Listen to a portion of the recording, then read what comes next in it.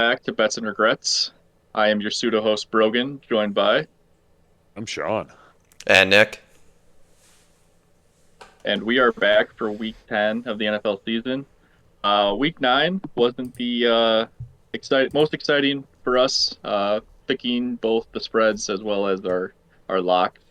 However, it was quite an exciting week for both games, and the trade deadline after week 9 went pretty wild. But we'll get into that a little bit later. Looking at our locks, yeah, unfortunately, I was the only one to go even, which is not great. I went 3-3. I had Golden State -1.5. Now this is against the Bucks. I picked this before Giannis was out, so Giannis Antetokounmpo didn't even play in this game, and the Warriors still couldn't beat the Bucks. So that was wild. Waddle hit his over receiving yards for me on Thursday night. Denver took care of business against Houston. The Colts hit the bed against the Steelers, so lost that one. Bills money line, like Sean and I were saying last week, you can get plus money on Josh Allen at home in the regular season. You take it. And then in the parlay of the week, I picked the Tennessee Volunteers to beat the Oklahoma Sooners at home. And I guess Tennessee is a bunch of frauds. They got Boomer Soonered on their own home field. So I have three shots this week. Lucky for me, I am traveling, and my wife's uncle has some tequila. So yeah, that's a nice little tidbit there. So I'm going to do that. Sean, I guess you want to go next? Yeah, unfortunately, I probably should. Well, I went 2-4 this week in my locks and started out real hot. Started out 2-0 and was feeling really nicey. And Friday mid-afternoon or so, or Friday evening after that Dodgers, however they just Blue Jays World Series nerfy hit. Mm-hmm. I was feeling real confident. I was like, all I need is just one more thing to hit, and I'll be even at worst this week. Well, that didn't happen. My 10-point teaser was blown up in the last leg, as is per usual, by Michigan not being able to beat Purdue by 11 or 12 at home. I think I had them at 11 and a half, and that was disappointing because they were up by, I believe, 5 or 6 with a minute or so left in the fourth quarter, and they were right on Purdue's 9, and they did one more running play. And if Purdue just would have given up, probably would be sitting here at least 3-3, tied with Brogan. That didn't happen, so very unfortunate. Georgia not covering against Florida also just ruined the rest of my Saturday. So going 2-0 or 0-2 in Saturday. So how quickly the tide can turn. So I was going 2-2 into Sunday, hoping I can salvage something, and that didn't happen. Colts and Jags not covering the numbers, just disappointed all around. Colts, that was those were- I was surprised. I didn't see that coming. I really thought that the Colts were going to be able to take care of business against the Steelers, but it is the parody of the NFL. Any given Sunday, you never truly know. And the Jags just didn't cover it. I forget who they played. Who did they play last week? Looking at for the Raiders. Oh yeah. They won in overtime because they stopped the Raiders from going for 2. So I guess a win is better than a tie, but Not in the yeah, we'd Packers. prefer to cover. As Yeah, we'd prefer to cover that number. So long story short, I got 4 shots, went 2-4, like I said, but convinced we'll be back. We still got some Fireball Cinnamon whiskey that is going to be going a lot faster than the old Smoky Tennessee Moonshine. So fun. Oh, and before Brogan gets to it, this one of these shots is going to be for our lost soul and Tucker Craft. dude, last week was my worst week of betting. I think I need to retire apparently because that was just horrible all around, every single front. It was just so fucking biblically bad, some might say. That Yeah, dude, it was just so bad by me on all fronts. No locks, no spreads. Awful. Everything's just awful. Everything's on fire. But we ball, baby. That's what we do. We come out here. I'm just due this week. That's how it works. I'm just due, baby. And I am ready to bounce back. The Colts, we already kind of touched on that. Don't really feel like touching that anymore. At Jags, once again, already touched that. Don't really care. Like, just bad all around. Jamar Chase hit is over because fucking Joe Flacco just loves to hit Jamar Chase all the time. So I just assumed that it would just always be a lock. And then McBride just evaporated last game. Like, he just wasn't there. I don't know. It was just bad. Everything I thought was going to happen didn't. Romeo Dobbs, anytime touchdown. The Packers fucking imploded. We'll talk about that later. So I went 1-5. Everything's on fire. But, like I was telling the boys earlier, all right? The sun shines brightest after a rainy day, okay? This is what happened the other week. I went fucking 1-5 one week, and the next week I went 6-0 because the liquor was talking to me, all right? The liquor was speaking to me, Randy. R.I.P. Mr. Leahy. So, we're going to be drinking some vodka. I'll wash her down with some cherry Coke, Diet Cherry Coke. And, yeah, somebody else take it while I drink my sorrows away. No pre-workout for you this week? Protein powder? Nah. No, not this week. I didn't go to the gym this week because I was too busy flight instructing and making money, baby. I can't tell the federal government on this podcast how much money I've made from this, but it's a decent amount. For only 4 hours of work, it's kind of cool. Nice. Oh my god. Ugh. Yeah. Not as smooth as I remember. Not great for our locks this last week in week 9. We're paying the price for it here at the beginning of this podcast, so this podcast might go off the rails. We'll see what happens. We'll go off the rails. I'm going to be spouting some pure hatred here very soon. I mean, that's not really going off the rails for you. That's kind of just commonplace. Pretty par for the course. So yeah, I mean, looking back last week, it started off pretty normal on Thursday night with the Ravens just giving it to the Dolphins. Both teams are who we thought they were in that game. The Bears in Cincinnati had a shootout of a game. That one was a real fun one to watch. Thought the Bengals were going to have an insane comeback to win. They recovered an onside kick, which just doesn't happen at all. No, they got to change that rule. They need to make it like a 4th and 20 or something and just chuck it up. Yeah, give them a chance. Give it the old XFL conversion style. Colston Loveland having 2 tuds, especially the game winner too. That was a fun ending to watch. I'm seeing so many. Sorry, I'm seeing so many Bears fans saying that like Loveland's better than Tyler Warren now. That's just not the case. Having one good game doesn't automatically just make you better than somebody who's just been better than you all year. So sorry, didn't mean to interrupt. I just need to add that. Fuck the Bears. Well, week by week basis. Dude. The sad thing is too, Joe Flacco dropped 470 passing yards and still can't win. So Joe Flacco still semi good. Just elite not getting wins. Is Joe Flacco elite? Yeah. To tell you what.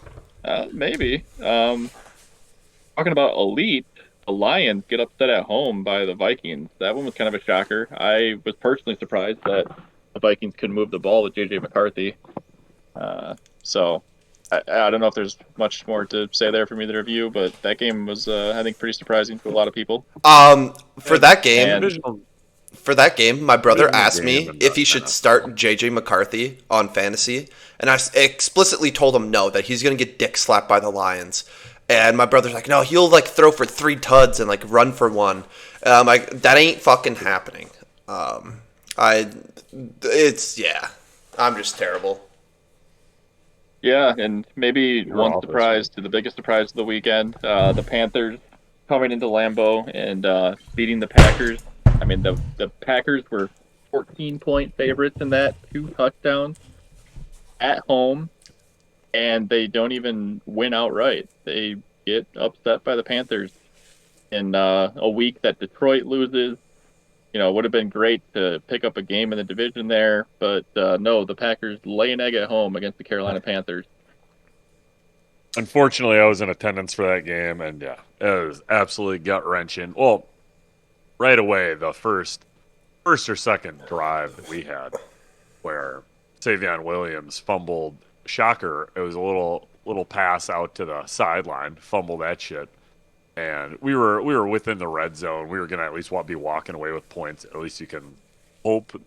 I don't know if anything's a guarantee the way McManus is kicking at this point in the year right now, but ideally we get 3, or ideally we get 7, but worst case 3, and that just kind of set the tone for the rest of the game. I mean, felt like we were in cruise control up to maybe 3 scores, but no, in fact we were down pretty much the entirety of the game. It was pathetic. It was an embarrassment. Micah Parsons was calling out Yeah. the offense. I mean, the defense gives up 16 points. You expect us to win that game by a just wide margin. Yeah, Matt LaFleur is a great. A wild stat. Yeah, you go. Before you shit on Matt LaFleur, Yeah. a wild stat is the Packers didn't punt. So if obviously we know the outcome, but before last week, if you knew the Packers were not going to punt against the Panthers, you think the spread of 14 points is going to be an automatic hit, right? Because Bulk we that never shit punt up to like 40. 4 points. No, the Packers did not punt, and they still only scored 13 points, and they still lost the Panthers at home. So just, I guess, an abysmal performance. So go ahead, Nick. Please rant about the play calling. I've been hating on Matt LaFleur all year for his play calling. Even last year, I've actually been hating on his fucking play calling since 2023. I've been hating on his play calling for a very, very fucking long time.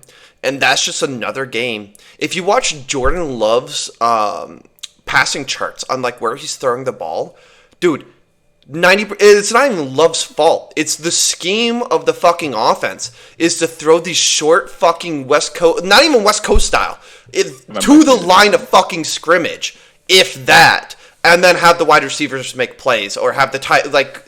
It's the most frustrating thing ever. If I see Matt LaFleur throw another fucking screenplay on 3rd and 10 or 3rd and short, there was like so many times in the fucking game it was 3rd and short. It was like 3rd and 3. And instead of just running the ball with Josh Jacobs, if you know that you're going to go for it on 4th down, instead of just running the ball with Josh Jacobs and picking up a yard or 2, maybe even 3 yards, depending on how well he runs, no, they run a fucking screen pass and they lose more yards. It's like, it's the most asinine fucking play calling.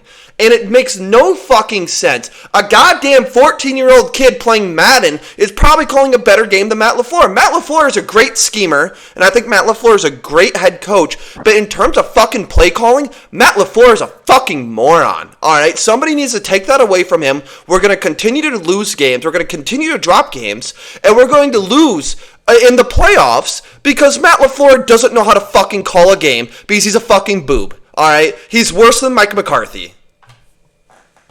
No, we're In the gonna lose. playoffs, We're gonna lose in the playoffs, but not necessarily because of Matt LaFleur. It's because of our lack of corners, unless we do sign Asante Samuel Jr., which would be sick. But I was in attendance last week. I was very happy. We had we were like row 8 or 9 for one of the end zones, and it was close to us where they did chuck the deep ball up to Golden pretty early on in the game. I want to say like the first quarter at some point in one of those series. And I thought that I was really liking what I was seeing downfield. The security blanket and Christian Watson has clearly overtaken Matthew Golden in any capacity. I absolutely do hate it. Matthew Golden, you are an honorary friend of the pod. Come on. Anytime you feel like you need to rant, let your emotions be heard. Obviously, we're going to listen and support you because not only do I have a futures on you, but you seem like a good dude. So, dude, that's an open invite.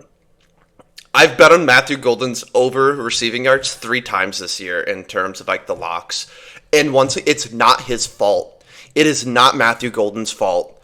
It's the fucking scheme, and it's a little bit of Jordan Love. I will put some fucking hate on Jordan, not hate, criticism on Jordan Love. I love Jordan Love. I'm a giant Love dick rider.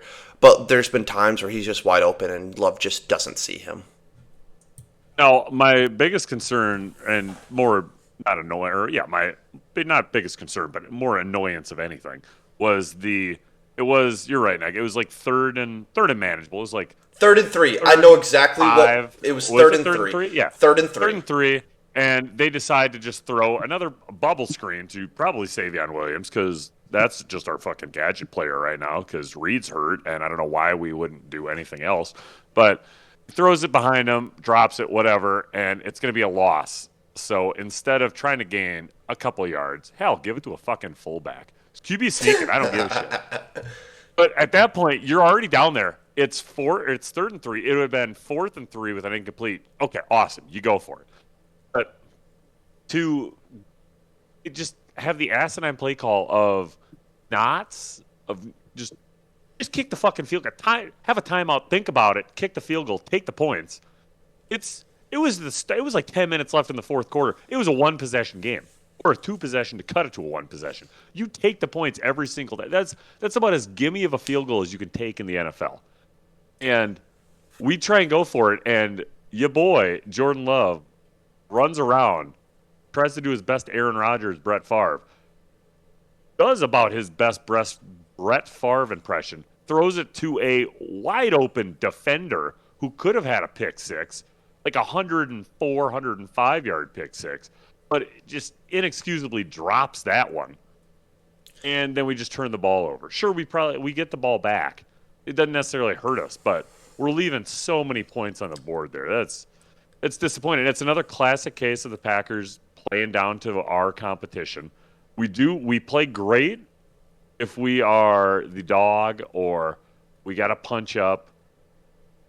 Like, could be alluding to something this week. Ideally, we show out against the Eagles. I've seen us dogs in Lambeau firsthand, and we've shown out. But I mean, this is two cases this year now where we just lose to inferior opponents. It's inexcusable. So for that play with Jordan Love, he wanted Dobbs. He wanted Dobbs on that play, and then nobody was open. Dobbs got pushed out of bounds, and so that entire side of the field, he wanted Dobbs to double back, and then Dobbs got pushed out of bounds, and then Dobbs couldn't be an eligible receiver. No, nobody was open / eligible. Yeah, so I'm not going to hate on Love for that one because it's 4th down. You have to make something happen, and the defense got immediate pressure on. If you watch that play, like I forget who it is. Yeah. I think they get immediate pressure on Elton Jenkins, I think. Elton Jenkins also is kind of having a fucking dog water year this year, not gonna lie. Yeah, it's disappointing.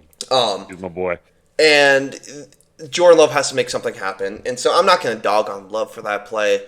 I'm gonna dog on Matt LaFleur for just being a fucking dog shit play caller. So I will dog a little bit on Packer fans that we were sitting by.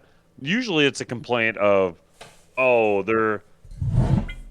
bunch of these old fucks are like sitting when we're trying to stand, and they'll like be pissy about it or whatever. But a lot of times, usually, at least from my experience, everybody will say, "Oh, Green Bay Packer fans very knowledgeable about the game, very whatnot." But the group that I was sitting next to were a bunch of fucking morons, just with play call, like the play criticism and the lack of awareness of clock management and how timeouts work. It was frustrating to hear, just as not necessarily a lifelong student of the game. I can't toot my horn that much, but just as a fan of football, it was disappointing and made us look not great. So, dude, we gotta do better on that. The Packers games I've been to, there were just people like, this was back in the Rodgers era. I don't think I've been to a Packers game since Love took the helm. People were fucking just stupid back then too. Like, I think one thing that like doesn't get talked about enough is Jordan Love. Has 2, maybe 3 interceptions this year? How like it's not a lot. 3, I believe. But dude, 3 or 4. It's week. Yeah, it's week 10, and he has 3 or 4 interceptions. I think Rodgers, point, like you said earlier, he doesn't take a lot of risks.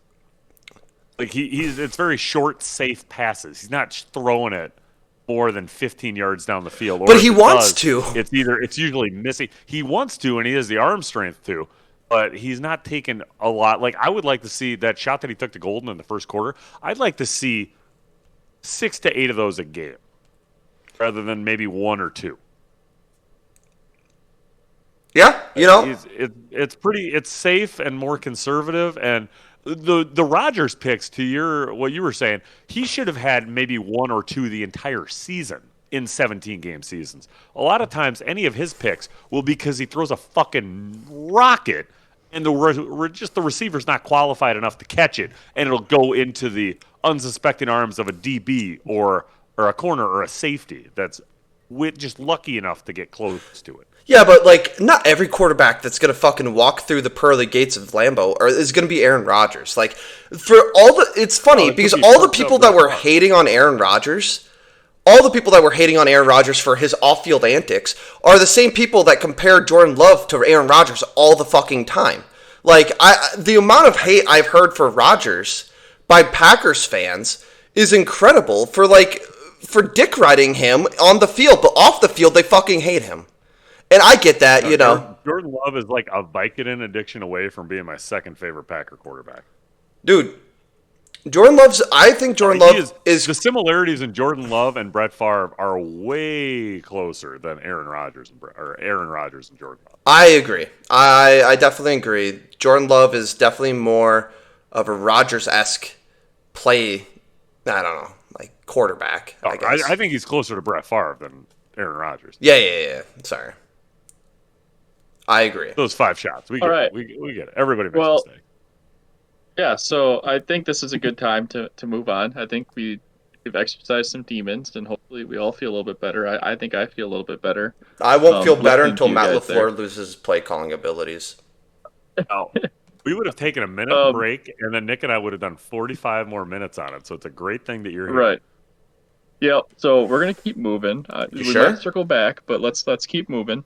Some other highlights from this week. I guess we already kind of touched on a lot of the exciting games. Obviously Pittsburgh beating the Colts was a big win for Pittsburgh. Jacksonville and the Raiders. Jacksonville needing overtime to get that game done, or get that game to a win, and the Raiders failed the 2-point conversion to win it. Pass got knocked down. It looked like if it didn't get knocked down, the receiver was open. So shout out that D lineman for getting his paws up. And then, game of the week lived up to the hype of the Chiefs and Bills. Bills were kind of in control of the game for most of it, I thought. And then Kansas City, was always right there. Felt like, and I mean, Josh Allen at home in the regular season it stayed true here. Bills ended up winning by a touchdown. Then both primetime games were pretty uneventful. Outside of Jaden Daniels' elbow bending the wrong way. That's an absolute travesty.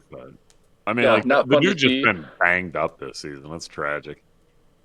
Yeah, luckily it's his non-throwing arm. But very gruesome injury.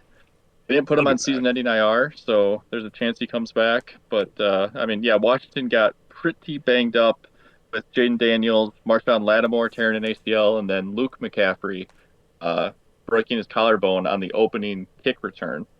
Yep. So, rough week for Commanders fans. And, things are not looking good in more than one way in the nation's capital.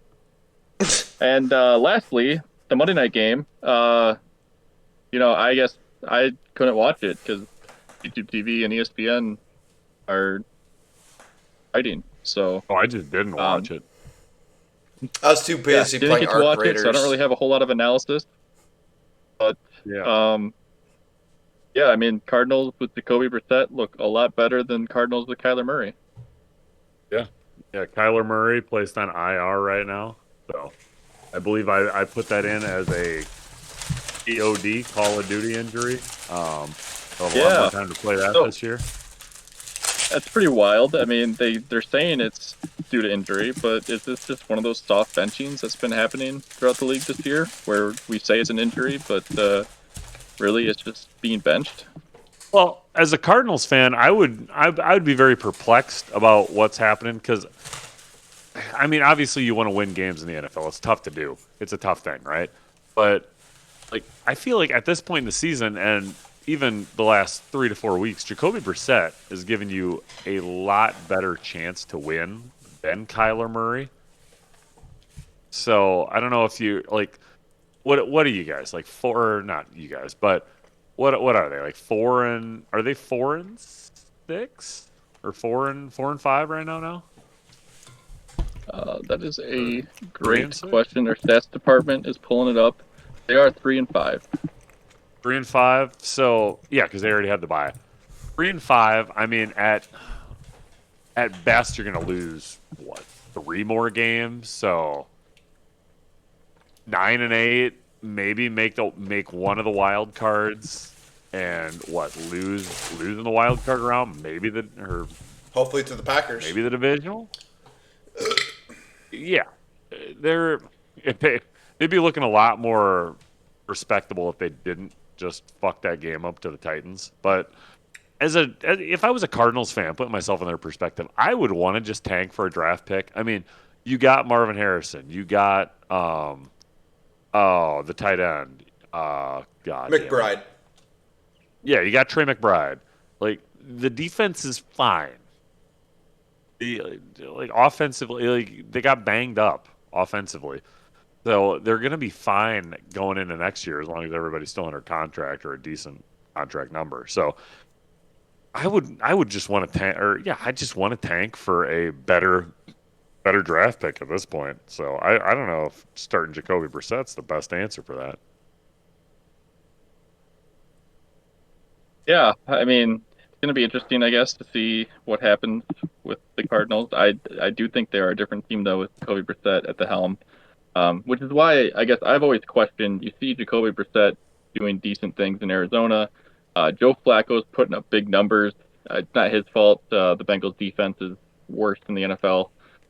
I'm surprised more teams don't go with the mid to end of career quarterback uh, and try to win that way. Not that either of these teams, I guess, are successful or playoff teams, but um, I guess kind of saw with Minnesota last year, Sam Darnold. Not that he's that old, but like I'm surprised so many teams try to hit the lottery and win the lottery with a quarterback in the draft and not just find a guy who's serviceable and build the rest of your team to be absolute monsters. That's a very Clearly, fair I'm not point. an NFL GM, so but like I don't know, I feel like for the last 15 years, at least as I've been watching football seriously or pretty much every week, so many teams try to just hit the lottery in the NFL draft and have a quarterback save them. I'm surprised we don't really see too many teams take the approach of building a team and having the quarterback second. I would argue it's kind of like what the Niners do. Obviously, Brock Purdy being the last pick of the draft and turning out to be a baller helped. But I mean, you see Oh, Mac Jones there having success this year. as So the I don't know. the Just something I've only always thought more teams should the do. the only thing that I can say, like, they can get to a big game, they can get to a big playoff game, or an NFC or an AFC conference championship, or maybe even a Super Bowl. But as an unabashed 2015 Carolina Panthers stand, I watched that team absolutely dismantle because it's exactly what the Arizona Cardinals did in 2015, where they went all in on everything and they had an old journeyman quarterback in Carson Palmer, and they did great during the regular season with a veteran quarterback and a solid defense, but absolutely turned into a pumpkin in that NFC Championship game and just did what he used to do and just toss picks to the defense. So that's my only hiccup for why teams shouldn't go with some of those people, some of the older journeymen. But like you can win technically on defense if you got like an all-time defense, one of those Legion of Boom like 2014 Seahawks or Or the early 2025 2000s Packers. Ravens. Yeah, yeah.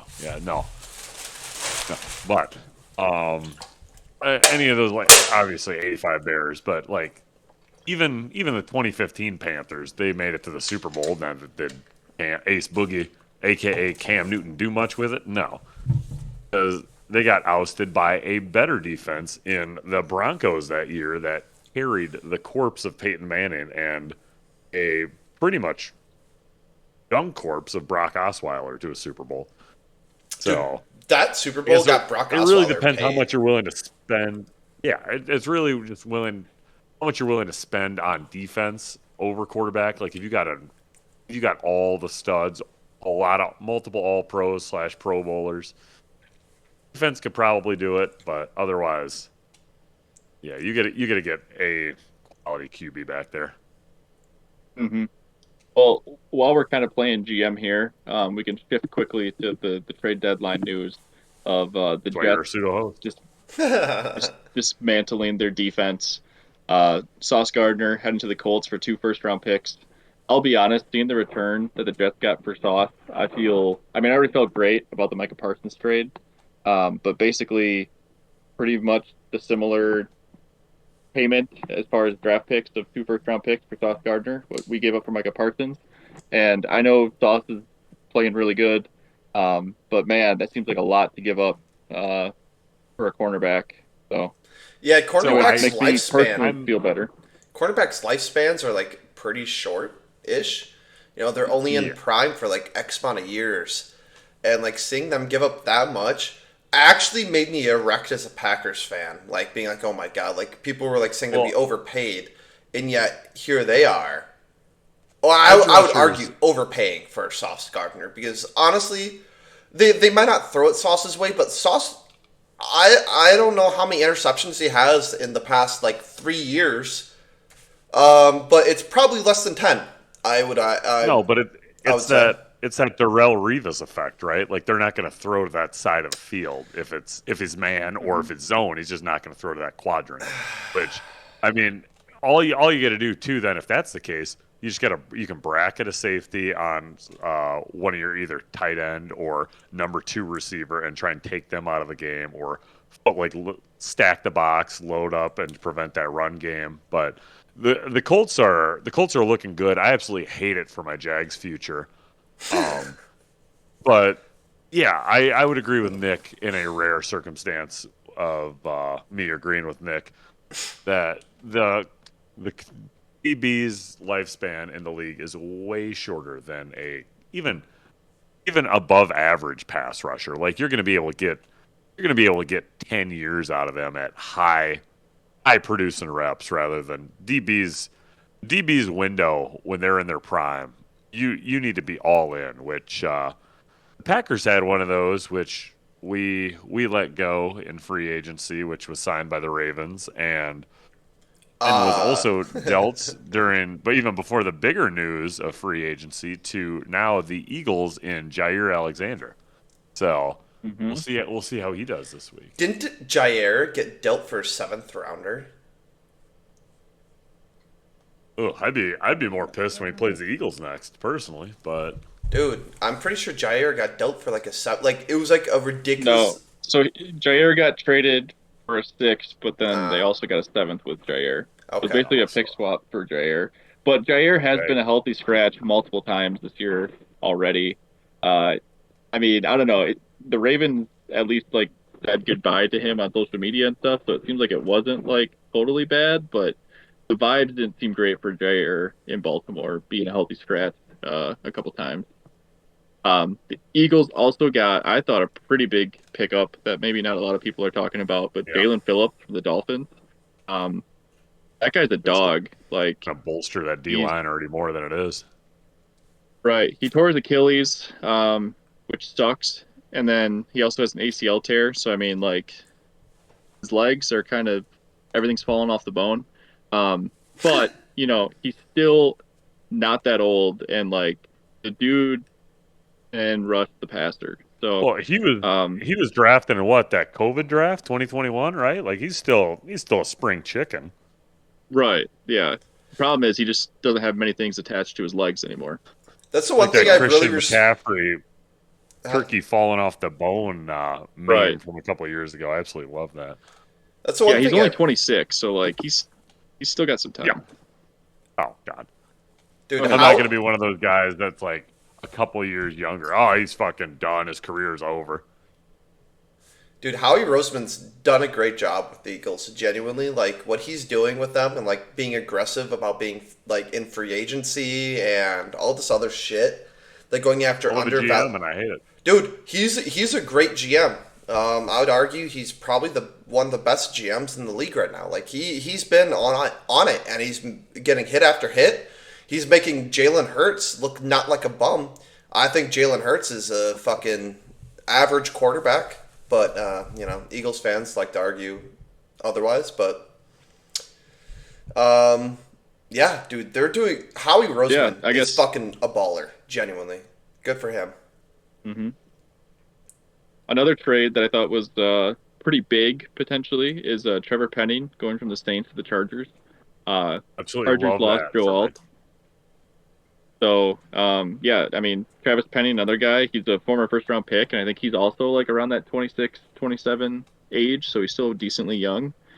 Um, so yeah, I mean, hopefully gives Herbert some protection because Herbert needs it.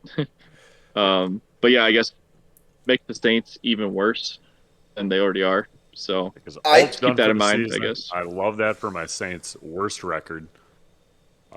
What did Alt go down with? Mhm. I didn't actually read. Ankle, Ankle. I believe. Yeah. Okay. And then yeah, I guess the other big trade, Jets also getting rid of Quinnen Williams RP. or uh but I mean the Jets getting a first round, second round pick and Mozzie Smith in return. Yeah. I can't hate what the Jets are doing here. Obviously they are realizing they're a dumpster fire. Mozzie Smith's only 24. I know he's not on the same level as Quinnen Williams, but to get 3 first round picks, a second round pick, Mozzie Smith, and a Donnie Mitchell, the receiver from the Colts, who's also young.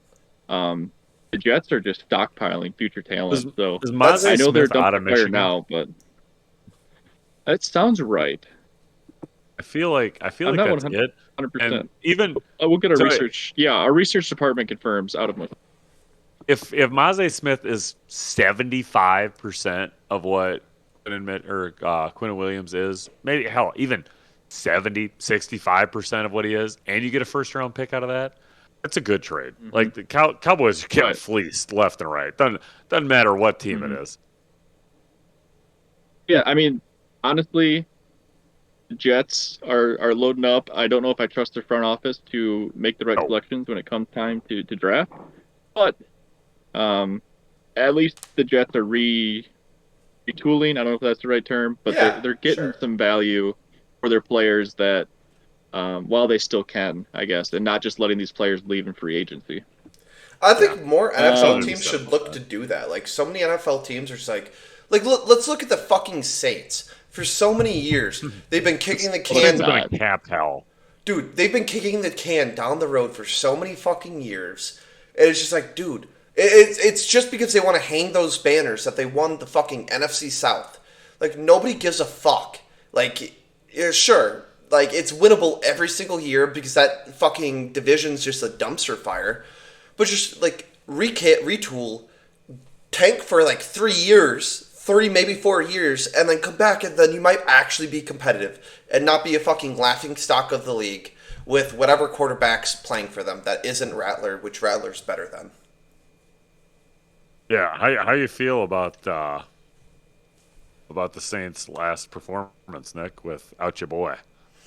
Honestly, I didn't watch the game. I only saw Or the was it stat good? Well, lines, so I can't one really. last thing while we're on the Saints, they got rid of Rashid Shaheed. That name always gets me. Yeah, fair But enough. dude's a deep threat. He's going to Seattle.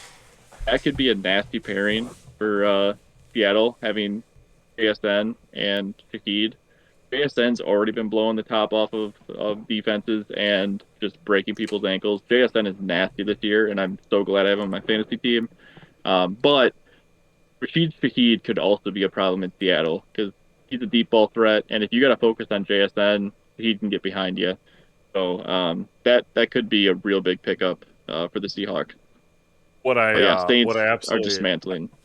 I loved in my parlay. So I've been going see whoever's been playing the Seahawks, their running backs under, and it was the Commanders' starting running back. I can't even tell you his name right now, but took That Bill him. Krosky? Yeah, Krosky Merritt or whatever. Hmm. And yeah, it was that. It was JSN, and I think it was the Commanders, not Commanders, the Seahawks spread, and it paid a nice 5 or 6 to 1 or whatever. So that it helped me reclaim some of my winnings or losses this week. So very very happy Yeah, and about that. talking about losses, I think maybe we hinted at it or talked about it light or slightly before. Huge loss for the Packers. Tucker Kraft going down with an ACL in kind of a freak play where his lineman gets his knee taken out. So then the lineman pops his legs in the air, hits Tucker Kraft's knee while it's planted. Uh, Sucks, I guess, to obviously see any injuries, but also on a freak play like that as well. Really sucks, especially for Tucker Kraft having the year he's been having. Guy that was gonna get paid definitely this offseason, probably still will get paid, but definitely probably takes a little bit of a hit from being injured now, unfortunately.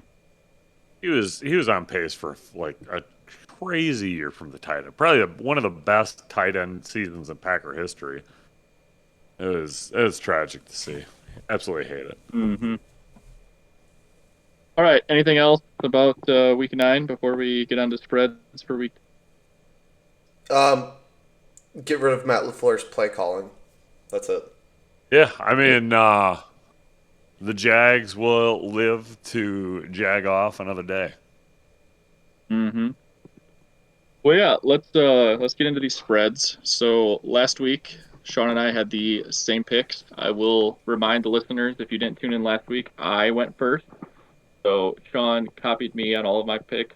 Sean and I both went 8-6, I'm like so that. we went above 500.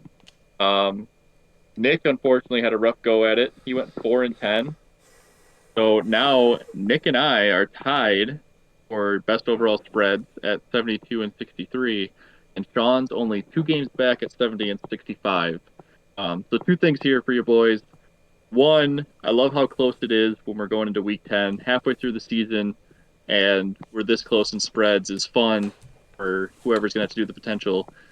Uh, I can't even think of the term. The Punishment. challenge, not challenge, the Punishment. punishment. There we go. The punishment for being the worst spread picker. It could be all three of us because we're so close. Yep. But two, I know we're not hugely over 500, but to pick the spreads for every single game through 9 weeks and be above 500, all three of us, I think is a pretty good testament to our ball knowledge too. It's an accomplishment. That's for sure. Yeah, I probably just jinxed us, and Oh yeah, we're we're all all going to go going on a like nosedive. three and whatever this week. It's not going to be great, but Right. we'll figure it And out. we totally could if you guys copy my picks again. I will Yeah, we'll never see. copy your All picks. right. Your picks are dog shit. Let's see here. What are we I looking at? can't hear you down there, Mister Yeah. 4-10. Are we tied I all may just time? copy and paste it. We'll see. We'll see. Are we tied all time? All right, let's get it started for Week 10. We got a Thursday night matchup, AFC West game. The Raiders, after that heartbreaking home loss in overtime to the Jags, headed to Denver, take on the Broncos. The Broncos are 9.5-point favorites at home. I have no analysis for this game besides I'm following what I did earlier in the season. If it's a divisional game on Thursday night, you take the dog. So I'm taking the Raiders. Take it.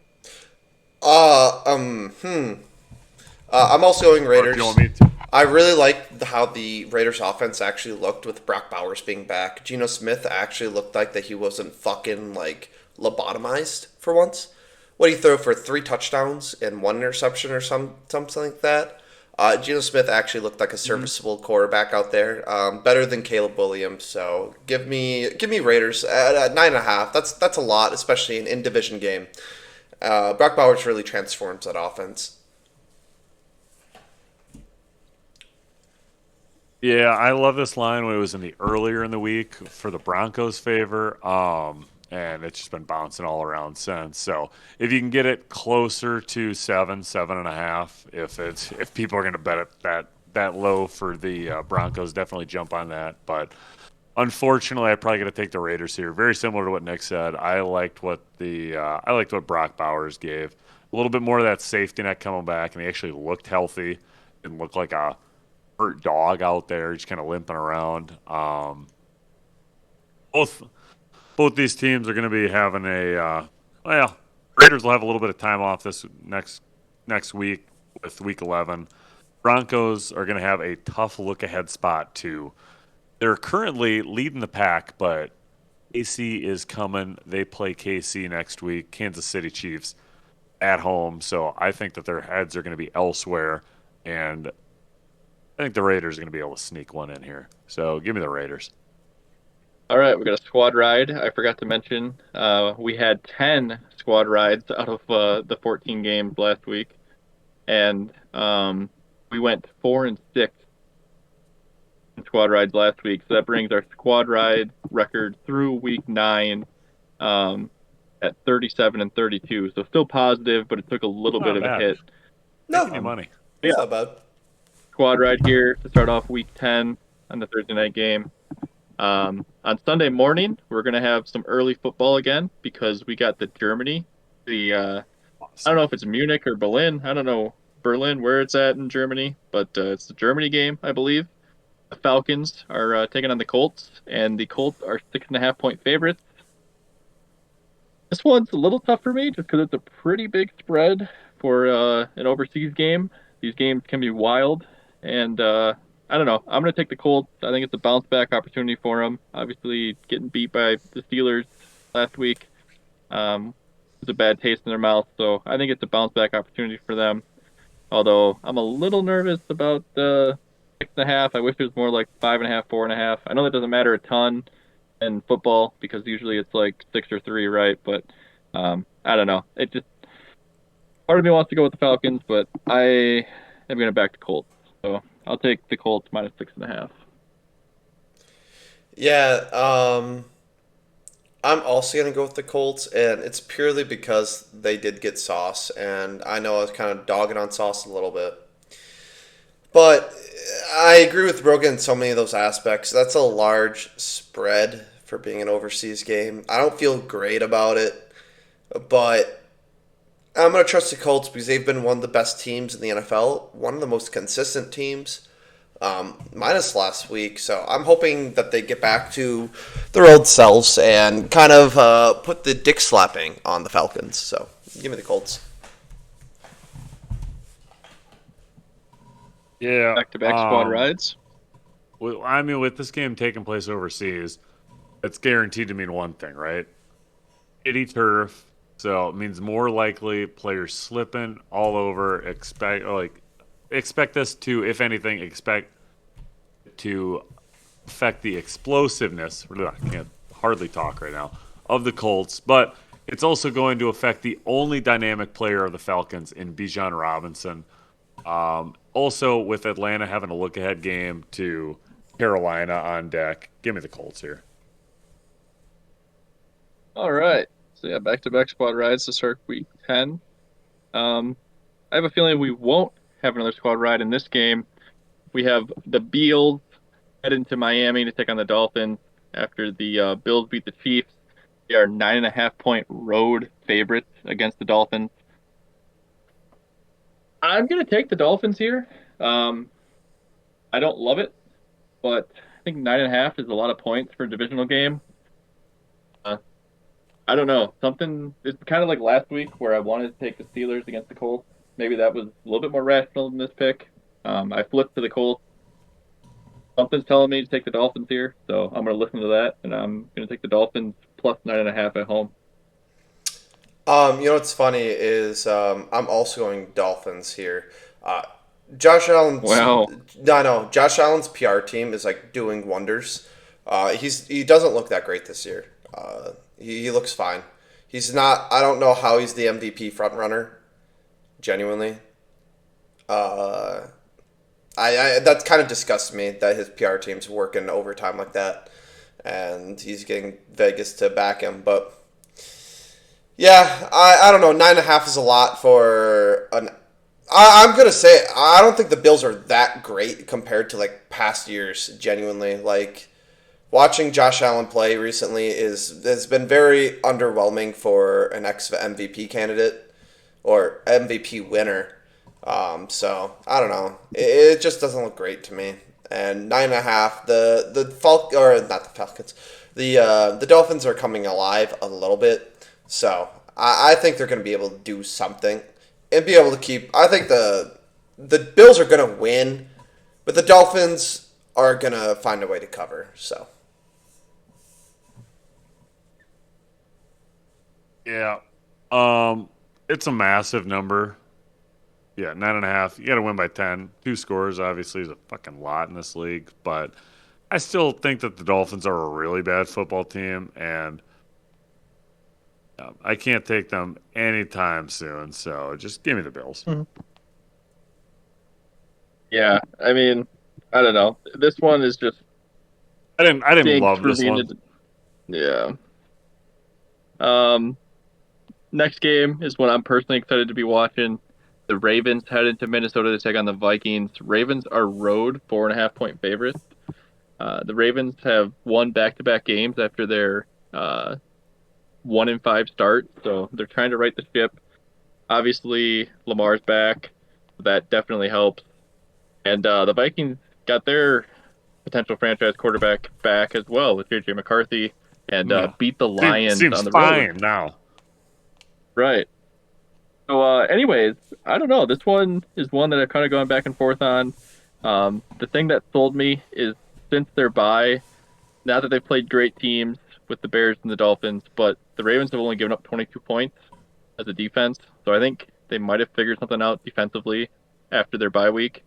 And then, I mean, Lamar Jackson, probably the best player on the field. You could argue Justin Jefferson is right there with him, but since Lamar touches the ball every single play, I'm gonna take the Ravens -4. So yeah, I'll be taking the Ravens -4.5.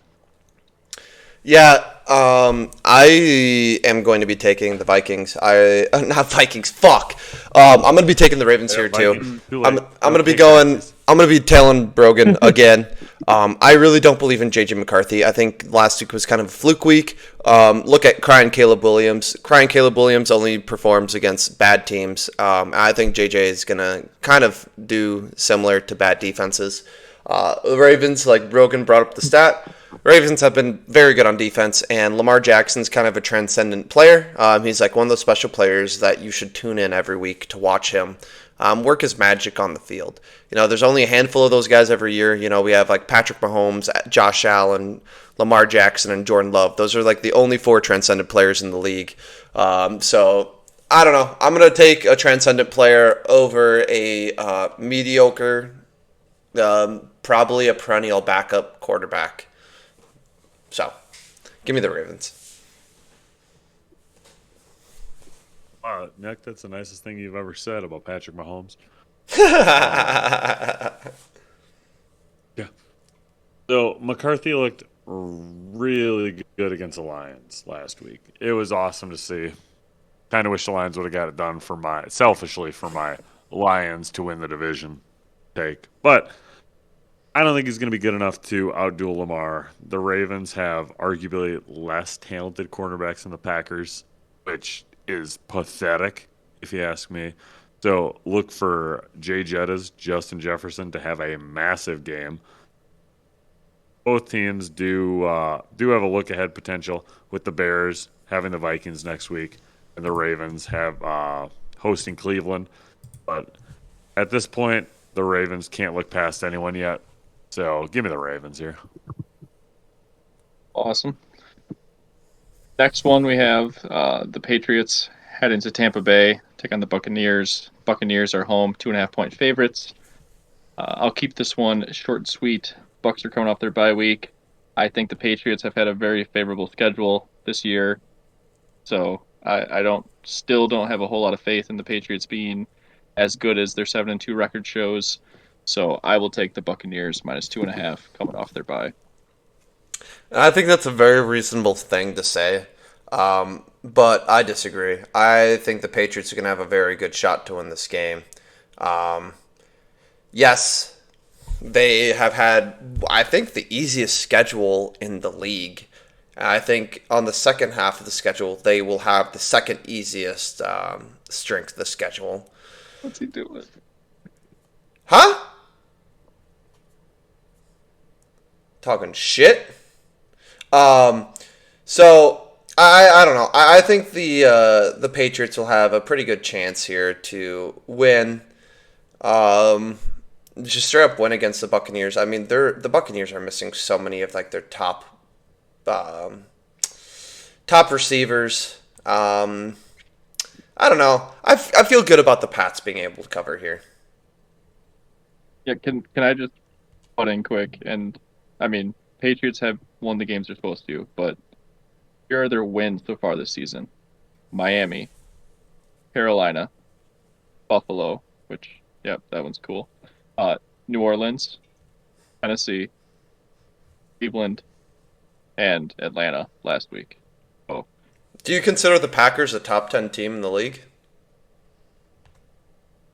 I mean, I don't know. After last week, I really don't. I wouldn't. Because I mean, like what? The Packers lost to two of those teams, and they're supposed to be a fucking perennial contender, you know? Yeah, Or your Right. I your guess. bias is seeping in. I don't consider them a perennial contender right now. yeah, right. I mean, as soon Yeah. as Matt LaFleur loses his play calling abilities, sure. But Who's gonna All I'm strip them trying to of that? say, anybody else, I would rather have a fucking 15-year-old kid on Well, Madden. you want Mark Murphy's old ass Dude, stripping I and would saying literally, we're running the draw. We're gonna go the triple option, the way of the Navy. dude, I would literally have anybody fucking else than Matt LaFleur call a game right now. But I don't. What are they supposed to right? do? Not win the game? Like, No, that's what I said. I said they're winning the games they're supposed to, but that's their schedule has been very favorable so far. and I agree. I mean, John, once again they've had one John, of the easiest I'm not schedules. just Yeah, right. I'm not dismantling you your picks can. at all. You are I what your brought up the record fact that is. their You are schedule who is you easy, play. so I just wanted to bring up the teams that they beat so far this year. Sean, are you taking the Bucks or are Yeah. you taking the Well, Patriots?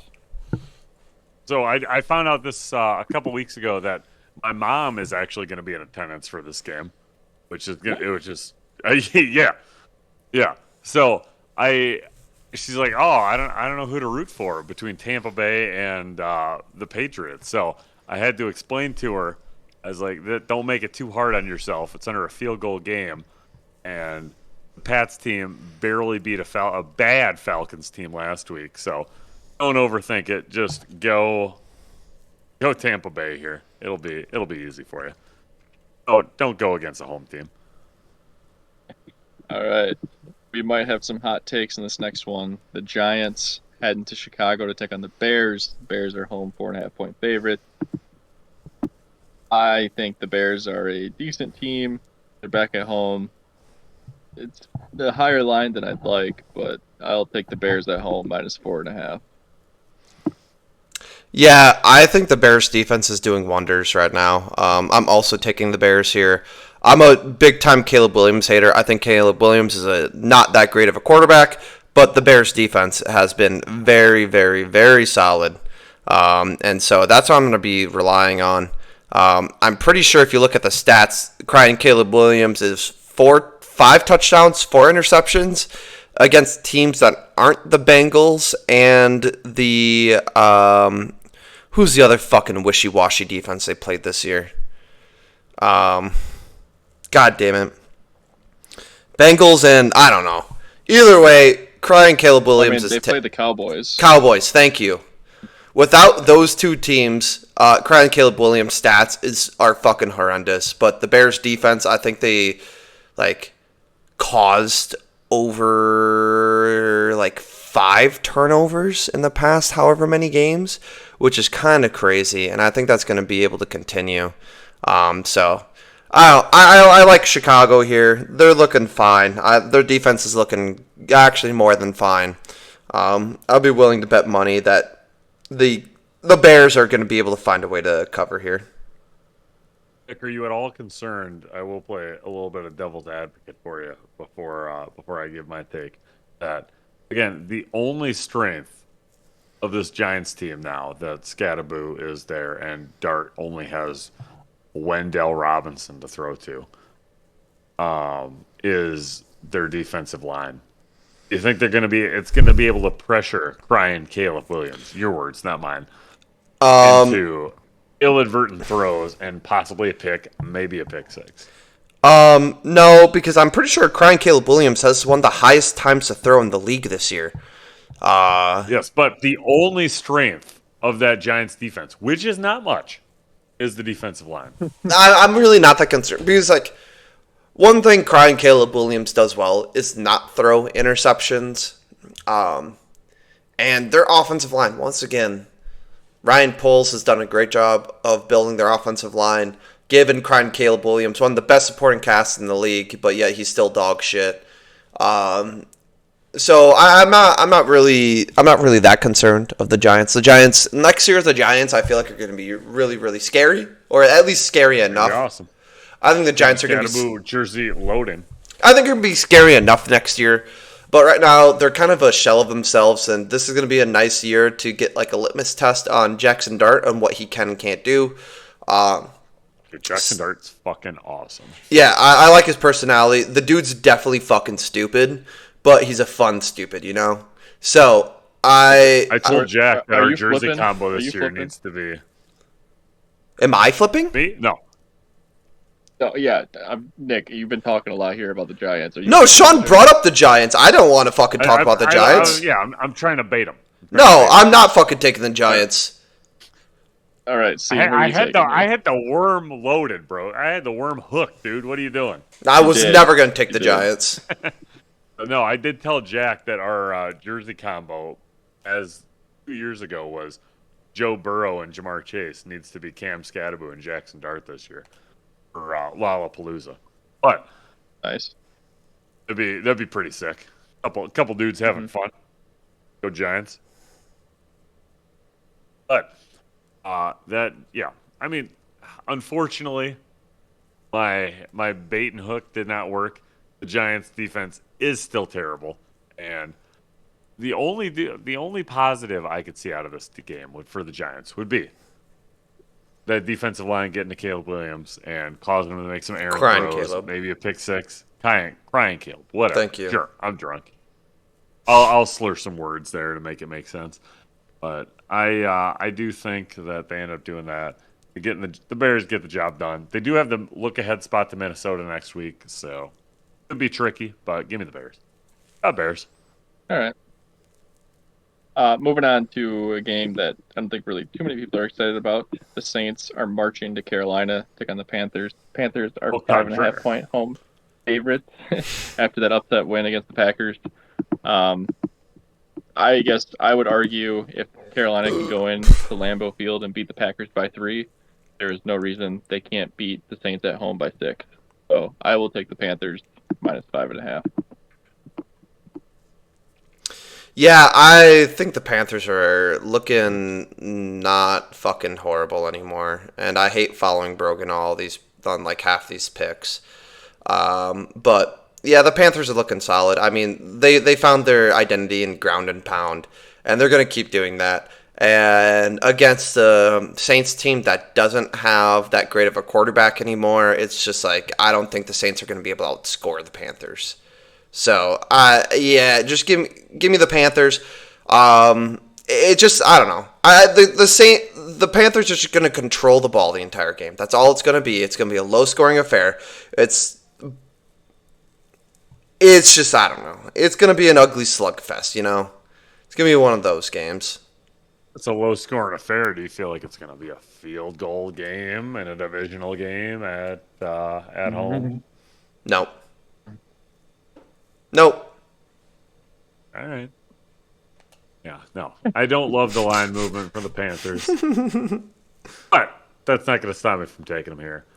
I'm not sure of I don't know. The notes that I had here, it was even worse. So the Saints team, they're not making good moves at all. They got rid of one of their old linemen.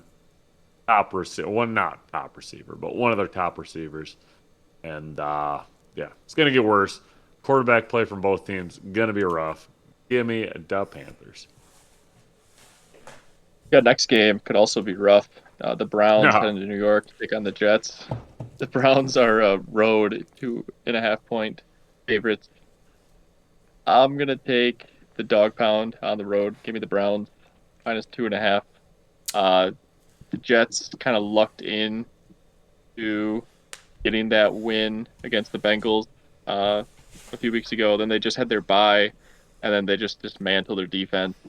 Um, I don't know. I don't. I think the Browns defense is going to be able to hold Justin Fields. Or is Justin Fields starting? I guess, or are they going to go? What's Yeah. the health check on Tyrod? Nah, Anybody it's know? gonna be. It'll be Fields.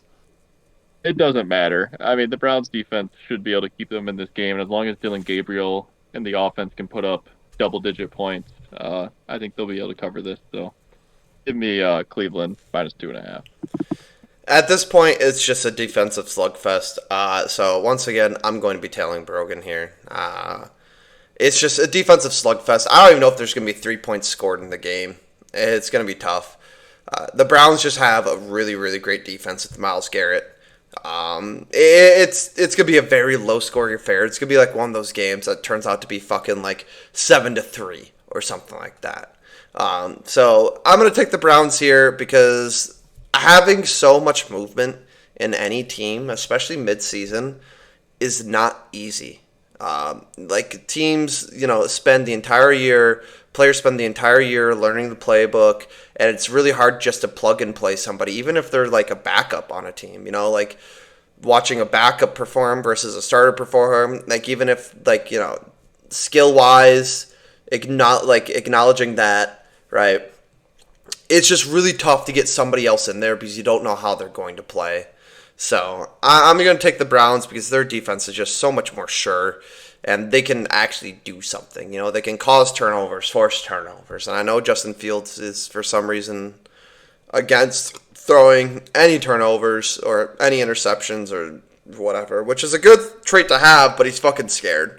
Like, he's literally doing it so that his stats look good at the end of the day, and other teams will just see his stats and be like, oh, he's a fine quarterback, but he's a failed project. Total for this game is 37.5. You. Oh, You. Smack so the under. low number. Nick, Yeah, fun fact. That's the same I'm total begging you. I'm pleading. I'm on my knees right now to get off of Brogan's tape. Dude, I'm not Steal trying it. to. I'm really Quit not stealing trying it. to. Get some original pieces of information. What the hell is you doing? I'm really not trying to, but that's just the way it's like turning out, unfortunately. Great minds think Oh. alike, and when the greatest of minds, aka me, is agreeing with Brogan, that's just great. That's just good PR for Brogan. What was your name? What was your name Secretariat. of oh yeah. I do believe for the first half of the season you might have been Secretariat, but Hey man, possibly I'm still tied for number one, aren't I? That is true, but it is the most razor thin margin that we've been at since week 0. Yeah, I agree. So I believe possibly Secretariat may need to get pulled out and I think head you're to the glue just. factory. I think you're just scared, buddy. I think you're just scared of what's to come, and that you're nervous I that ain't scared. I Secretariat ain't is scared of backing up nothing. Brogan. I ain't scared of nothing. But just seeing if you was. Anyway, Why are you developing a southern check. accent? just doing a feeler. I don't know where that came from or why that came from, but that dissipated. Anywho, yeah, I was surprised that the Jets did not deal Brees Hall. I thought that he was going somewhere. They were looking for what, a 3rd-round pick, and Yeah. I think that the Chiefs were probably the only ones, and they said, "Nah, fuck you." Or the Chiefs were like, "No, we'll give you a 4th or a 5th," and they're just like, "Get bent." Yeah, no, that's just wild. But That nobody I wanted was Brees very for surprised third. that he didn't get. I mean, Brees Hall. And they got the Badger waiting in the wings. I mean, what's his name, Brogan? Braylon Allen. Braylon Allen. There we go. Yeah, I mean Braylon Allen's a stud, so he would have been just fine. But yeah, I was extremely surprised with Brees Hall because Brees Hall is an absolute stud. But with no Brees Hall dealt before the deadline. Like, I mean, it is what it is. Um, so the Jets lost a lot of not even not even like big names, but just like star power. I mean, like Sauce Gardner. There was a TikTok I saw today that just made me happy to watch, where it was a dad telling his two, oh god, they probably were like 5 and 8, maybe that there was a couple years apart with the height difference, but letting them know that Sauce Gardner, one of the kids, Oh, I Sauce saw Gardner was a that. favorite player, Yep. and he's like, one of the kids knew ball right away. He's like, who do you get traded to? Who do you go to? And he's like the Colts. But the younger brother just burst into tears, and it was the funniest thing to not even do that, but like read the dejected comments of the Jets fan. Say like, "You're crying now. Wait till it's only gonna get worse, buddy. Wait till they lose a conference championship game. Wait till they make it to the playoffs and they break your goddamn heart." Like all these hardened cigarette smoking Jets fans, they're just tearing into this kid. It was so entertaining. It was awesome. But that being said, the Jets are fucking terrible. The Browns defense is good. Give me the Browns. Fuck the Jeez, Jets. Fuck the what Jets. a train ride to get to that. Fuck the Oh Jets. boy. All I right. hate the Jets with So a something I was passion after Aaron Rodgers went there. Sorry. Continue. cool. Thanks for that. Yep. Um, so I was trying to get this in before Sean went on that ramble, but this line being 37.5, there's another game that's 37.5 this week for the total, and that's Jacksonville and Houston, which is our next game here. The Jags are road 1.5 point favorites. Something I think we forgot to mention in the injury section was CJ Stroud got knocked the fuck out, Oh, the hitting his Jags head are off now the turf. favorites. Yeah, so the Jags are favored. Oh, she's moving on Um, me. Okay.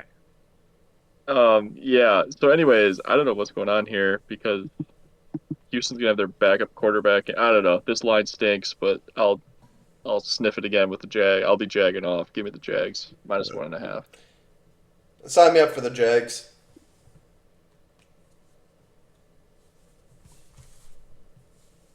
Yeah, I mean, I absolutely loved it when it was Jags initially. When I checked it like on Monday, it was Jags plus or Saturday, Jags +3. Sunday, CJ Stroud, he gets a little touchy on his forehead and he hits the ground a little. He hits the turf a little too much. Suddenly it's Jags +1.5. Okay. I think that's where it's at. You tell me now it's Jags. What the hell? Jags plus a point and a half? I don't love that. I do not love that. Minus 1.5, brother. Yeah. Do we know is CJ Stroud expected to play? I don't think so. That's why the total is so low. But it stinks I that I couldn't the even line is so name you close. who was the who's the Texans Uh, starting quarterback if he's not good to uh, go. Davis Davis Mills. Mills? Yeah, and I the Texans did rule out C.J. Stroud already, so it will be Davis Mills. Oh, oh, that changes a lot of things for me.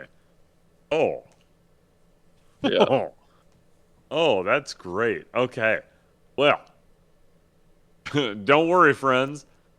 They're not even going to be playing in Jacksonville. I will find a hot tub. I'll bring some baby oil. Give me the Jags all day. hell yeah. Oh my God, I didn't know C.J. Stroud was already ruled out. That changes a lot for me. Yeah. So yeah, every game we've covered thus far has been a noon game, besides the Thursday night and the Germany game. So there's 7 noon games this week. Hope you guys have Sunday ticket lined up or a legal stream because plenty of noon games. There's only three or I call 3:30 that games this PO. week. The first game, or I guess the first one we're going to cover here is NFC West divisional matchup. The Cardinals, Kobe Brissett at the helm, heading to Seattle to take on the Seahawks. Seahawks are home, 6.5 point favorites. Um, for me here, I've been high on Jacoby Brissett being the Cardinals starter. I think he makes them a better team, like I've said before. And also, if you look at the Cardinals' schedule this year, they already played the Seahawks. The Seahawks won that game by 3. Um, the Cardinals have covered 6.5 points in every game this season. So they're 3-5, but they lose close games. So I will take the Cardinals plus 6.5.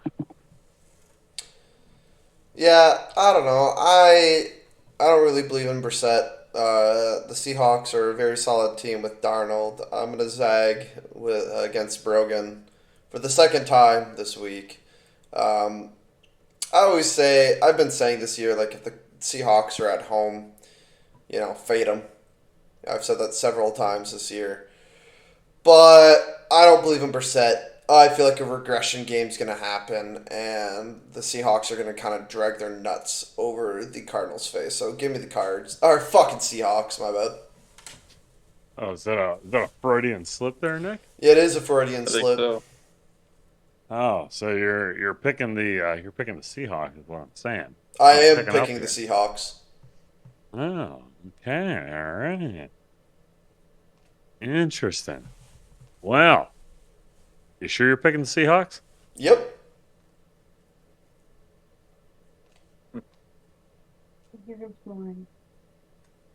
All right, good to know. Do I fade you or do I fade Brogan? Oh boy, Fade both of us decisions, and go for a decisions. tie.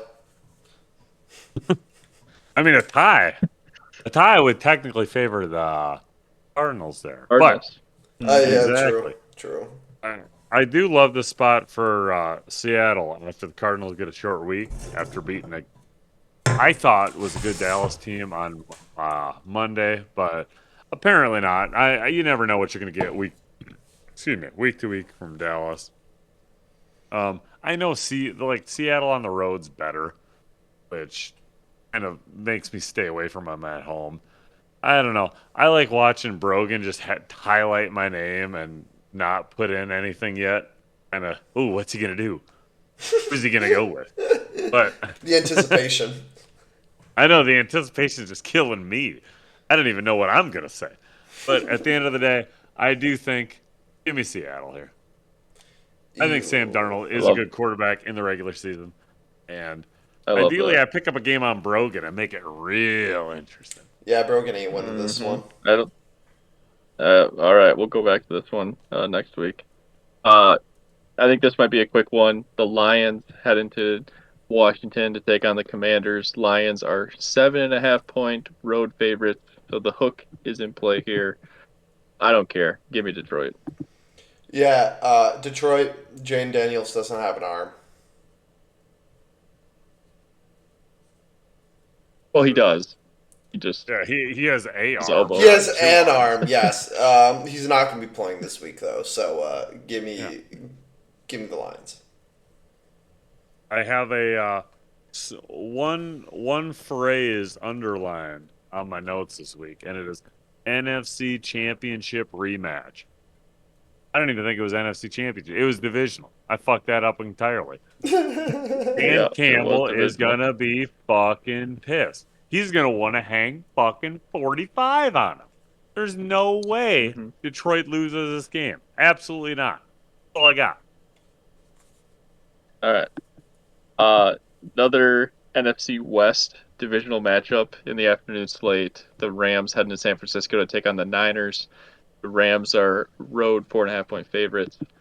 Uh, I'm just gonna go with the home team here and the points. So I'll take the Niners plus 4.5. Seems like every year this matchup is pretty tight, and like I feel like the home team usually comes out on top. So since the Niners are at home, I'll take the Niners and the plus 4.5. I don't know. I'm gonna go with the Rams here, just right off the bat. This is just one of those games that I don't feel great in, but I would rather go with Matthew Stafford, who actually has some talent around him at this point. There's not a whole lot I can say about this game. I'm not a huge fan of it, but I feel better putting my hands in, putting my career in the hands of Matthew Stafford. So, Where are you putting your hands? um, on your I think where we can ma, see him, buddy. All right, Steen, who are you following here? Like that out there. All right. I mean the Rams are a good team, even if like Puka got hurt last week, which I assume he's still going to be a little banged up, and I still expect that offense to stay on track and light up a Niners defense that is still winning football games, but just trying to piece it together at this point. I put it in the injury report on the rundown that they lost their first round draft pick due to an ACL injury this year, which is like it's completely on brand for them. Fucking the like, I don't even know how they're this bad at retaining just healthy players at this point. The Niners are a sad sack of an organization, but um, in terms of just going a week with all their guys staying healthy, give me the Rams to piece it together. The Niners are going to stay unhealthy all the way until the Packers have a really good team and the Packers make the playoffs. And then all of a sudden, the Niners are just going to be healthy that 1 year, knock us out of the playoffs, and rinse and repeat. So The Rams barely beat the Niners a couple weeks ago. Not a couple weeks ago, but like a month or two ago on Thursday Night Football when Mac Jones was barely able to walk. Mm-hmm.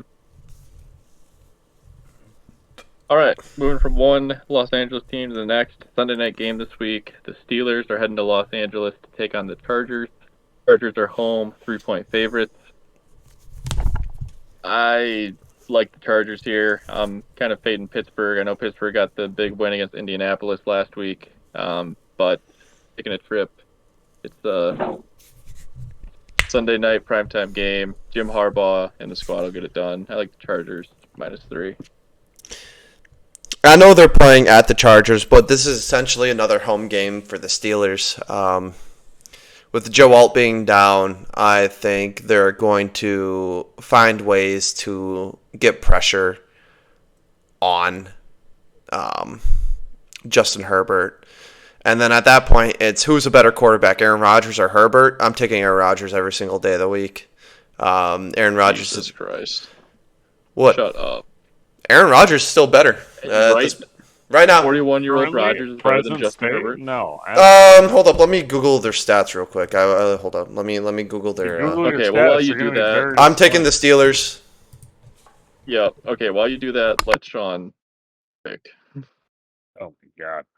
Yeah, I mean, I'm currently putting my whiskey that I had to fire because I bet the Steelers away.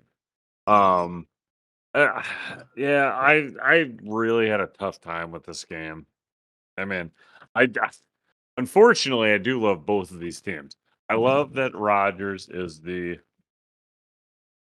at whatever the fuck is 40.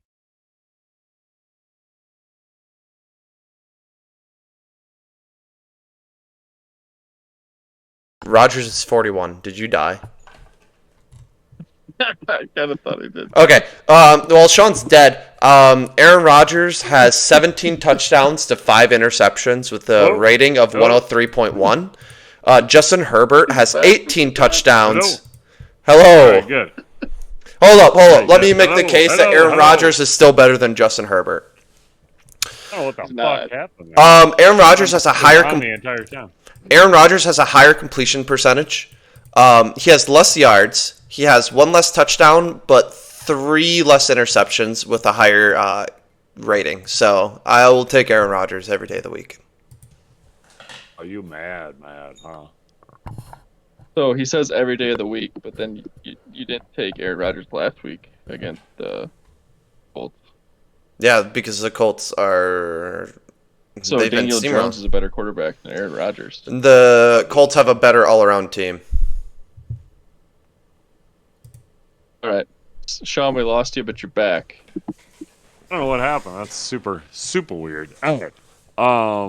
Yeah, it was. If this was a home game for the Steelers, I would absolutely love this pick. I still really like it. Steelers got a tough schedule coming up, so this game is going to be key to getting them to 9-8 for the end of the season. For those of us that the Steelers over, let's get excited. This is a game that they get. Give me the Steelers.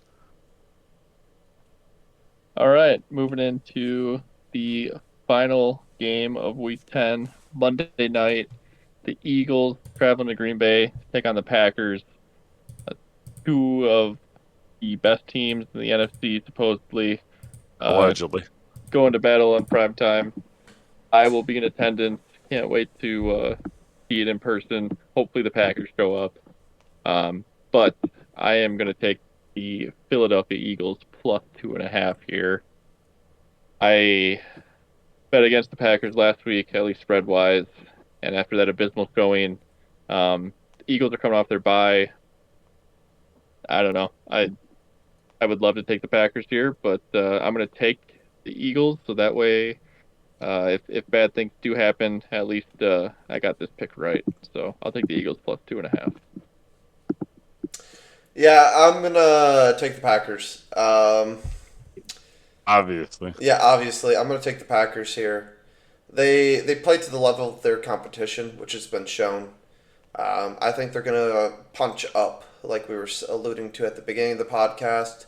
Hopefully, Matt LaFleur gets fired from his play calling prowess this week. Who is telling him he's fired? Donnie Me. Boy ain't coming on. Yeah. I will tell him as a share owner, as I will tell him that he's fucking fired from calling plays, and I will give it to some 14-year-old on Madden who will call a better fucking game plan than him. Uh, Actually, no, he has a good game plan most of the time. He has a good game plan, but mid game is when he fucking falls He's a apart. good coach. He can scheme guys He open when he wants to, he's but a great he schemer. typically does not. He ain't great all the time, unfortunately. He's a But great X's and O's guy, and I think the players love him. I think he's a great head coach, but somebody needs to take away that play calling sheet from him. He can call the first 20 plays of a game. I don't give a fuck about that. After that, somebody take that shit away from him because that fucking boob doesn't know what to do. So, give me Green Bay. yeah, yeah, like you said, they played out of the competition as we all witnessed last week against Carolina. That fucking stink fest. Um, but on the contrary, a couple of years ago, that you do remember, they were dogs to Matt or not to Matt. There were multiple touchdown dogs, possibly, to the Cowboys a couple of years ago when they came into Lambeau, and we beat their ass. Do I think that's going to happen against the Eagles? No, because they got two good wide receivers that are going to butt fuck our secondary room to oblivion. It ain't going to be pretty, but I think it's going to be close. At the end of the day, give me the Eagles plus 2.5. All right. Well, that's the spreads for Week 10. Feel good about them, I think, all of us. Yeah, I'll have to Like look where at we're those at. later. Some parity this week, so should have some fun standings to look at next week for Week 11. Let's move on to heaters.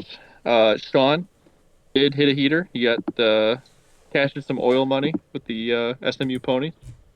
Oh So yeah, that's a dude, pony up, boy. pretty sweet hit, plus 360. Um, I just want to defend my Denny Hamlin pick. He got Did he win? absolutely fucked. Absolutely fucked. Led the most laps of the race. Was leading with 3 laps to go by over like 3 seconds. So like he's gonna win, right? Nope. Caution comes out because somebody blows a tire. So then they pit. And in NASCAR, you can take 2 or 4 tires. 2 is faster than 4 because you have to change twice as many tires, right? Denny Hamlin's team decides to change all 4 tires. Everybody else goes with 2. So now Denny Hamlin has to restart in like 10th. And then there's only 2 laps left. And then Denny Hamlin can't get back up to the front and loses. It was just completely idiotic. If the tire didn't blow with 3 laps to go on a different car, Denny Hamlin would have been celebrating in victory lane. Mm. So I'm pretty heated about that NASCAR finish. Not gonna lie. But anyways, I don't know. I'm on to new and better things here this week. Um, I do have a heater. I think Sean alluded to it, or maybe it was Nick, but the game over in Germany, I don't know what kind of pitch this is being played on. Probably some German football. But anyways, I think the Falcons are going to turn the ball over against the Colts, and I'm going to take the Colts defensive special teams anytime touchdown. That's currently plus 475. I'm buying into the hype of Sauce Gardner Fuck joining them, yeah, dude. and I'm buying into the hype of just a chaotic overseas game. So I'm going to take the Colts defensive special team anytime touchdown at plus 475 as my heater for this week. Oh yeah. Nick, you didn't have a heater last week. Do you have a heater this week? Nope, I'm foregoing that. I've been fucking terrible with that shit. I'm just foregoing the heater right now. Until I get positive on my fucking locks, I'll pick a heater. Until then, I just feel like I'm just gonna be telling people to throw their money away. When is that All shit right. gonna happen? Like week 14 or Hopefully, 15? yeah, hopefully week 14, 15. Oh Ooh. boy. All right, we got a lot of time to go. I was really hoping that I could find a Washington against Wisconsin anytime defensive touchdown, but I could not. So we are gonna go top 25 matchup here, and it's gonna be. I don't love it, but we'll go. It could be fun. BYU plus 295 for the money line straight up against Texas Tech. It's an eliminator game from the playoffs for the Big 12. So if BYU wins, look to fade them in the playoffs. Mm-hmm.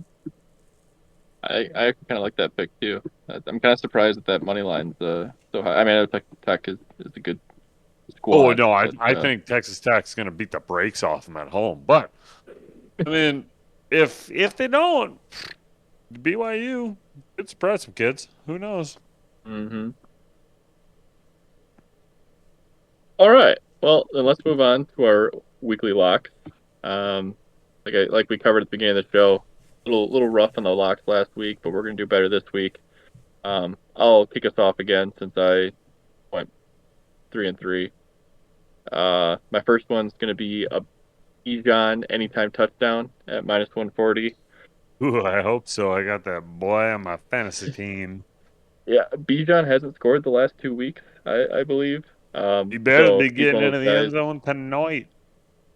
He's Tonight? one of those guys that do. By um, tonight, I mean Sunday or Thursday, yeah, I don't but know. Sunday. I I, I like Bijan to get in the end zone at minus 140. Uh, what else I like? I like the Buffalo Miami total to be under 50 and a half. Nick brought it up. Josh Allen is the front runner for MVP, but hasn't necessarily looked as good as he has in previous years, at least in the eye test.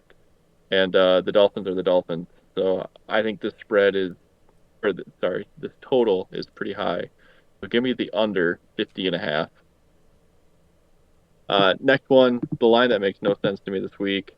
Houston's been having some really weird lines the last few weeks. Houston only being a 1.5 point dog to the Jags makes no sense. So I'll take the Jags minus 1.5. Oh yeah. Don't love it because Vegas has to know something, but I mean that seems like free money currently. Next one, Cleveland minus 2.5. I just don't believe in the Jets. I think the Cleveland defense is going to be too much. So I'll take the Browns minus 2.5 on the road. And then my final lock is going to be AJ Brown over 55.5 receiving yards. Son of a bitch. AJ Brown not play the last week, or he did not play the week before their bye, and then they had the bye week. So it's been a couple weeks for AJ Brown. He didn't get traded. There were some speculations that maybe he would. Packers cornerbacks suck. Um, there's a chance he goes for 250 yards against the Packers secondary. So, yeah, AJ Brown over 55.5 receiving yards is my final lock.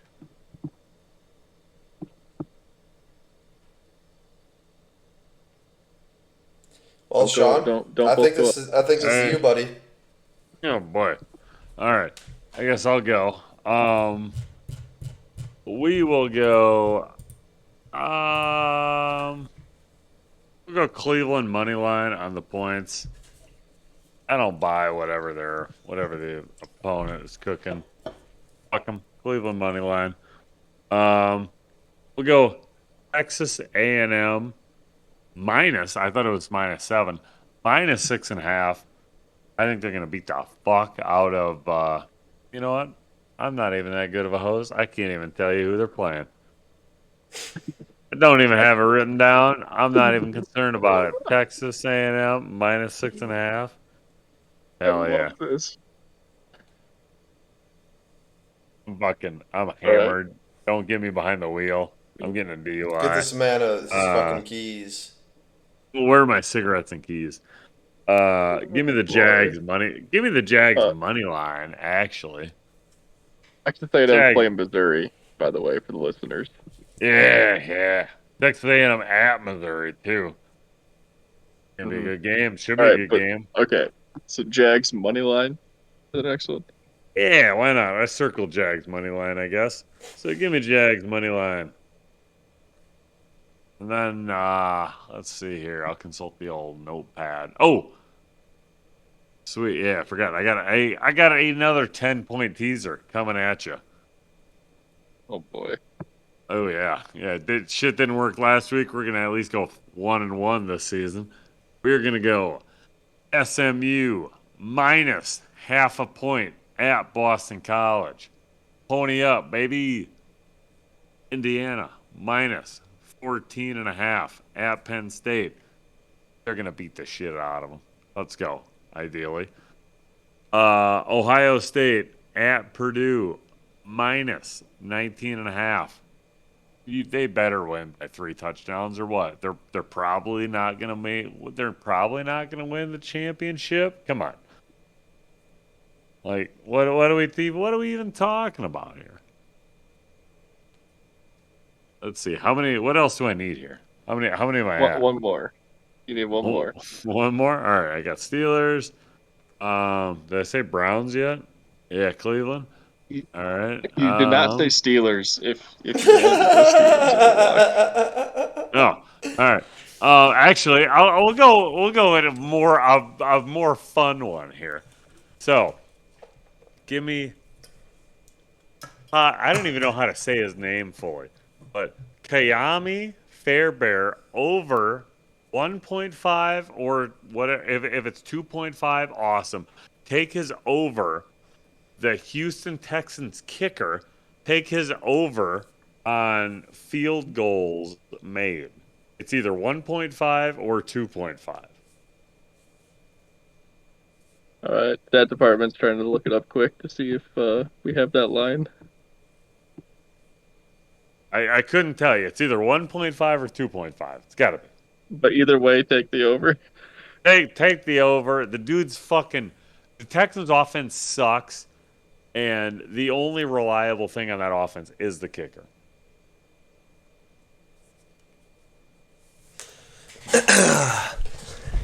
This is my time to shine, baby, or are we waiting for the This stats? is what happens when I take a couple shots and then I get hammered on a growler burn pot. What the But fuck did you just we gonna say? make some money. And that's field goal made. That's not just attempts, right? Yeah, field goals made. Okay. Yeah. Nick, please enlighten us with your 5 locks this week. AJ Brown over yards. This is the copycat league. This is a copycat league. I really like the Raiders spread. Along with the Raiders spread, hit me with Bowers over on his yards, whatever the fuck it is. I don't think it's posted. Let me double check. I actually know it should be posted. I lied. My apologies. I think it should be. Yeah, it should be posted. Let me. It's Thursday night. Yep. Brock Bowers over 68.5. Yeah, baby. Give me that.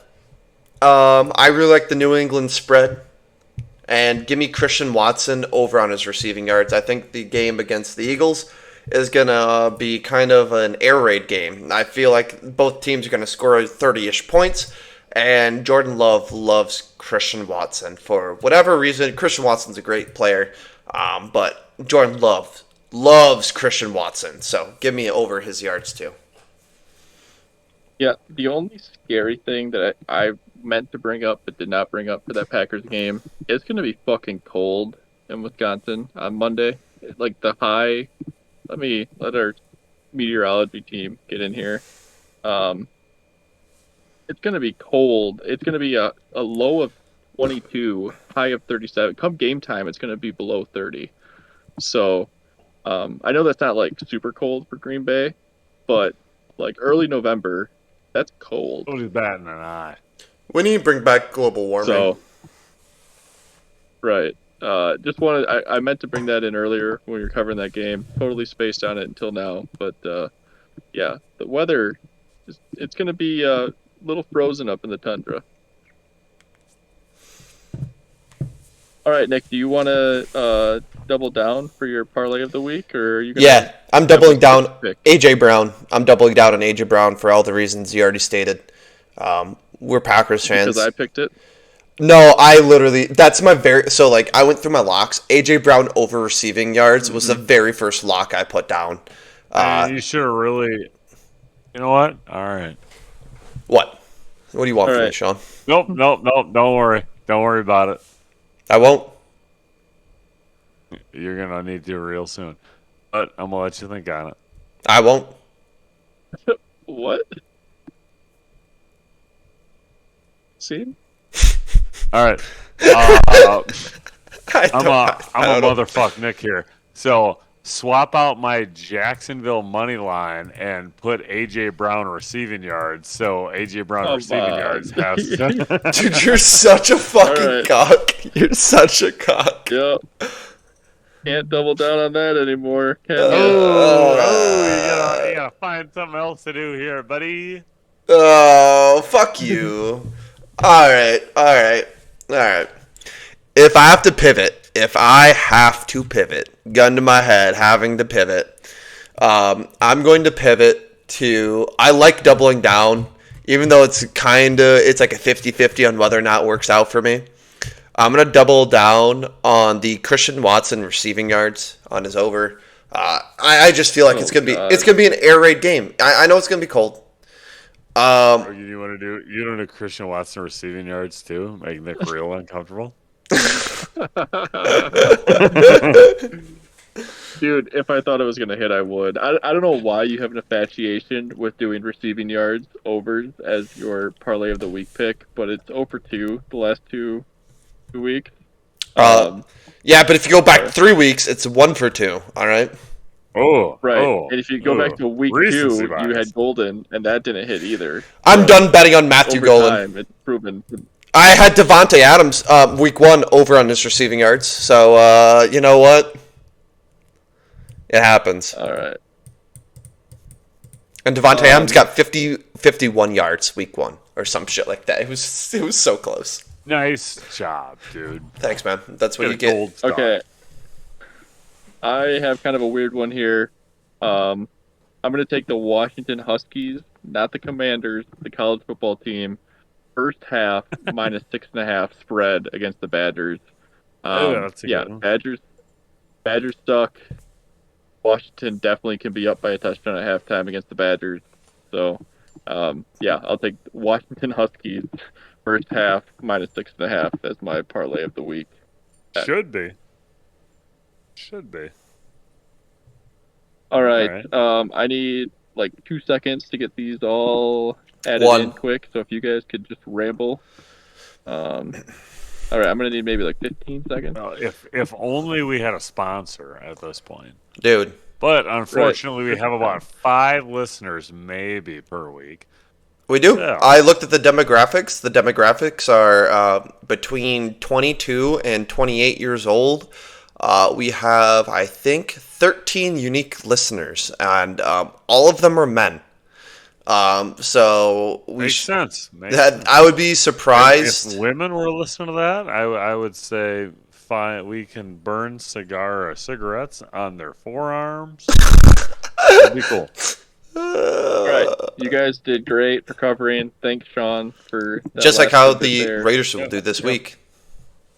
Yeah. Oh, they're Um, going to be burning cigarettes all right, out on some forearms and some women's, of all course. right. So the parlay of the week with Jacksonville money line, Christian Watson over his receiving yards. We don't have the line for that yet. Washington Huskies first half -6.5, and AJ Brown over 55.5 receiving yards brings you to a parlay of plus 1,093. So almost 11 to 1 odds there. Ooh, Um, that's some. that'll be a fun That's one to pretty cash. decent. That's And fun. yeah, we. I feel like this is one that's gonna hit. So Well, Nick, if you're good going one to to be back. able to be in Michigan and get off the goddamn phone The or phone? computer, Arc Raiders has consumed my life. I know that's a big issue, dude. It's not Big issue. We're actually. all The big concerned. issue is I'm not grinding it right now, so we need to wrap this shit up so I can grind this shit. I'm fucking itching Alright. over here. Goodbye. See you later. Broken wants to Like- play too. Well, yeah, bro. Brogan really needs. Brogan already really left. need to. So, rate, review, and subscribe. I love Again, you we'll guys. do a shot. Each rate, review, and subscribe. We got 2. Dude, yeah, every comment. We need more. I'll do it for every comment. I will take one shot for every comment. Every comment, Ryan, spam them. Spam 'em. You individual unique comments. So one comment per person. Okay. Ryan and Courtney. And fake accounts. Spam them. If you do that, if everybody on here, everybody gets your mother to come on here to fucking comment and whatever, I will take one shot. My father. If you know how to do this by now, if you figured it out, do it. Spam them. Dude, nope, only one per person, one per unique fucking person. But love you guys. I hope you all have a good week. All right. Make some money. Parlay of the week's gonna hit. Good dealie. Let's go. Bye. See ya.